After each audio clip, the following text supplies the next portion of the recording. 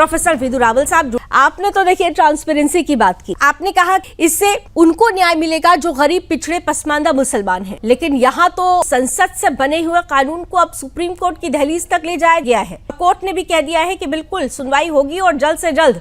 देखिए, हम हिंदुओं को आदत हो चुकी है चुनौतियों का सामना करने की। हमें हर न्याय जो बहुत लंबे संघर्ष के बाद ही मिला है। मैं माननीय सर्वोच्च न्यायालय का बहुत सम्मान करता हूं। ये वही माननीय सर्वोच्च न्यायालय है जिसने कहा था कि कश्मीरी हिंदुओं के ऊपर जो जेनोसाइड हुआ है उस पर सुनवाई करने का अब हमारे पास समय नहीं है।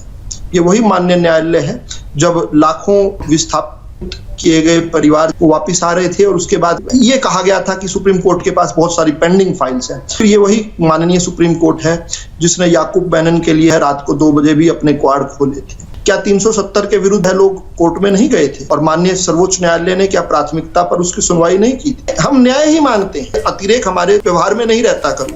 और न्याय ये कहता है कि हिंदुस्तान के अंदर हिंदू और मुस्लिमों का विभाजन करने के लिए गंदी सोच के साथ सत्ता में लगातार सत्तासीन रहे ये लोग, इसलिए कुछ कानून जो बने थे जो तुष्टीकरण करते थे और जिनसे समाज का भी भला नहीं हो रहा। और मैं समाज की बात करता हूं तो केवल हिंदू समाज की नहीं कर रहा हूं, मुस्लिम भाइयों का भी भला नहीं हो रहा। देखिए, 10 लाख एकड़ जमीन मोटे मोटे तौर पर पता चल रहा है इन वक्फ कानून के तहत विभिन्न वक्फ बोर्डों ने कब्जा रखी थी। अब 10 लाख एकड़ जमीन हिंदुस्तान में सबसे ज्यादा किसी एक प्राइवेट बॉडी ने कब्जा रखी हो, और इसके बाद भी नमाज पढ़ने के लिए मुसलमान भाई जो सड़क पर बेचारे बैठे हों, कोई यतीम घर ना बनाया हो, कोई अस्पताल बड़ा ना हमने देखा हो, कोई बड़ी एजुकेशनल इंस्टीट्यूशंस इन पर ना देखे हों, इन बोर्डों के अंदर कि केवल कुछ जो रसूख वाले लोग थे वो कब्जा कर रहे। फिर जज भी हम, ज्यूरी भी हम और एजुकेशनर भी हम, यानी जिस पर उंगली टेक दी, चाहे वो देश का सुप्रीम कोर्ट हो, चाहे देश की संसद हो, वो वक्फ की जमीन हो गई। ये इस प्रकार के ड्रैकोनियन कानून, देखिए, देश के अंदर इक्वालिटी ही स्टैब्लिश करने की मांग कर रहे हैं। हमने कभी नहीं चाहा, तो अटल जी की कविता है ना, वो गोपाल राम के नाम पर कब मैंने अत्याचार किया, कब दुनिया को हिंदू करने घर घर नरसंहार किया, कोई बतलाए काबुल में जाकर कितनी मस्जिद तोड़ी, भूभाग नहीं शत शत मानव का हृदय जितना मेरा निश्चय, हिंदू तन मन हिंदू जीवन, रग रग हिंदू मेरा परिचय।